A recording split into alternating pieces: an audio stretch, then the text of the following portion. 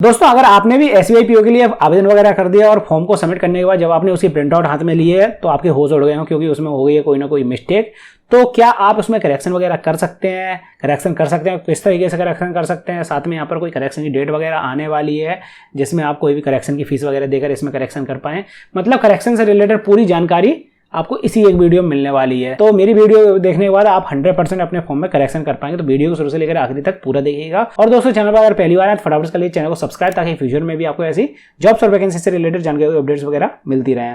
सबसे पहले तो यहाँ पर मैं आप बात कर लेता हूँ कि जब आप अपने फॉर्म को फिल करते हैं एसबीआई पीओ के फॉर्म को, तो यहाँ पर आपको अपनी कुछ बेसिक डिटेल्स वगैरह फिल करनी पड़ती है। यहाँ पर आपको अपना नाम वगैरह, मोबाइल नंबर और ईमेल आईडी पहले पेज पर फिल करने का ऑप्शन देखने के लिए मिल जाता है। कई लोग तो यहाँ पर ही अपने नाम में मिस्टेक कर देते हैं या फिर मोबाइल नंबर या फिर ईमेल आईडी में मिस्टेक कर देते हैं। तो अगर आपने रजिस्ट्रेशन ही सिर्फ अपना कर पाया है, उसके बाद आपको पता चल गया भैया आपके नाम में या फिर ईमेल आईडी मोबाइल नंबर में कोई मिस्टेक हो गई है, तो आप सिंपली यहाँ पर नए मोबाइल नंबर और नई ईमेल आईडी से एक नया रजिस्ट्रेशन कर सकते हैं। आपका पुराना वाला जो रजिस्ट्रेशन हुआ वो वहीं पर रह जाएगा। नए रजिस्ट्रेशन से आप सारी डिटेल्स को फिल करने के बाद जो 3 डिटेल यहाँ पर मांगे जाते हैं उनको फिल करने के बाद फॉर्म को सबमिट कर सकते हैं।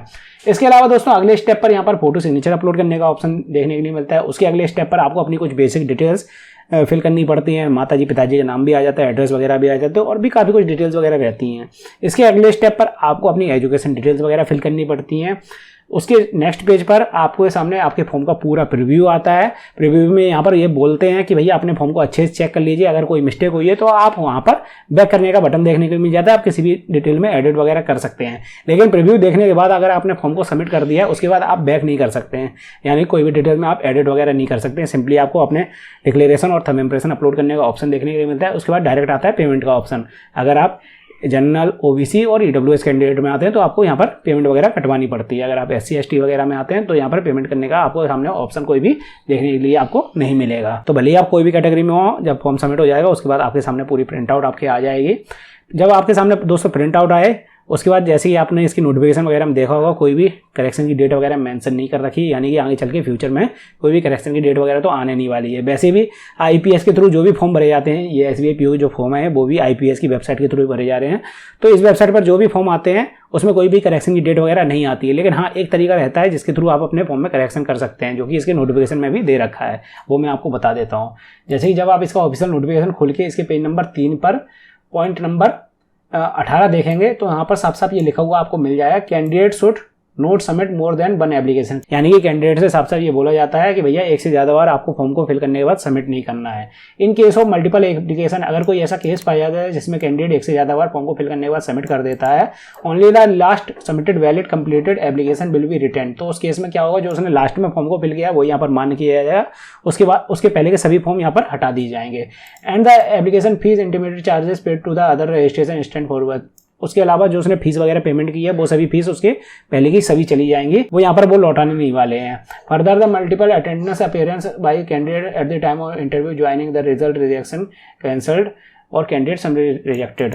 अगर बाई चांस उसके 2 बार एडमिट कार्ड लौट के आ जाते हैं, जो उसने 2 बार फॉर्म फिल कर दिया या फिर 3 बार फॉर्म को फिल कर दिया, जो उसके मल्टीपल एडमिट कार्ड आ जाते हैं, तो उस केस में भी दोस्तों जो उसने बाद में फॉर्म को फिल किया वही यहाँ पर देने जाना है। अगर वो बार बार मतलब दोनों ही एग्जाम देने चले जाता है या फिर 3 बार उसने फॉर्म को फिल किया या 3 बार एडमिट कार्ड आ गया और तीनों ही एग्जाम को देने चले जाता है, तो उस केस में उसके फॉर्म को बिल्कुल पूरी तरह निरस्त कर दिया जाएगा और आगे वो कोई एग्जाम वगैरह नहीं दे पाएगा आईपीएस पीओ का या फिर आईपीएस वगैरह जितने भी फॉर्म निकलते हैं उसमें। तो साफ साफ इनका कहने का मतलब ये है दोस्तों, अगर बाई चांस आपके फॉर्म में कोई मिस्टेक वगैरह हो गई है तो आप यहाँ पर दूसरे फॉर्म को फिल कर सकते हैं। बस यहाँ पर इनकी शर्त यही है कि आपकी दोबारा से फिर से फीस कटी जाएगी। जो पुरानी वाली फीस आपने पेमेंट कर दी थी उसको ये रिफंड नहीं करेंगे। वो समझ जाइए कि करेक्शन का चार्ज आपका लग गया है, उतना है पूरा का पूरा ही, तो वो रिफंड नहीं होगी। लेकिन हाँ यहाँ पर एससी एसटी और विकलांग कैंडिडेट को ये फ़ायदा हो जाता है कि उनकी फीस वगैरह नहीं कटती है, तो वो फ्री में ही अपने फॉर्म को दोबारा से फिल करके सबमिट कर सकते हैं। अब यहाँ पर कई लोग ये भी बोलेंगे भैया नंबर वगैरह चेंज करना पड़ेगा दोबारा से, अगर हम फॉर्म को फिल कर रहे हैं तो क्या करना पड़ेगा? तो आप चाहे तो मोबाइल नंबर चेंज करिए, चाहे नहीं करिए, सेम नंबर से भी हो जाती है पूरी प्रोसेस, तो कोई प्रॉब्लम आपको नहीं आएगी। अगर आपको नंबर चेंज करना है, ईमेल आईडी वगैरह चेंज करनी है तो आप चेंज कर सकते हैं। सिंपली आपको दोबारा से पूरे फॉर्म को फिल करना है और सबमिट कर देना है। फीस वगैरह आपकी कैटेगरी में लग रही है तो आपको फीस भी कटवानी पड़ेगी और फॉर्म को सबमिट करके रख लेना है। इसके बाद बाई चांस आपके पास दोबारा एडमिट कार्ड आ जाता है तो आपको ने जो लास्ट में फॉर्म को फिल किया है, जो बाद वाला आपका फॉर्म है जो कि बिल्कुल सही था, उसका ही आपको एग्जाम देने जाना है। दूसरे वाले का मतलब पहले वाले का सॉरी एग्जाम देने आपको नहीं जाना है, क्योंकि वो गलत था तो उसका भी आपको एग्जाम देने नहीं जाना है। आपको बाद वाला जो कि सही था उसका ही आपको एग्जाम देने जाना है। तो दोस्तों इस तरीके से आप अपने SBI PO के फॉर्म में करेक्शन वगैरह कर सकते थे। अगर आपके मन में फिर भी कोई क्वेश्चन चल रहा है इसके करेक्शन से रिलेटेड तो आप मुझसे कमेंट सेक्शन में पूछ सकते हैं। और हाँ, अगर आप इसके फॉर्म को खुद ही फिल कर रहे हैं और डिटेल्स वगैरह प्रॉब्लम आपको आ रही है, नहीं समझ में आ रहा किस तरीके से फॉर्म को फिल करना है, तो आप चाहें तो ऊपर वाली वीडियो देख सकते हैं।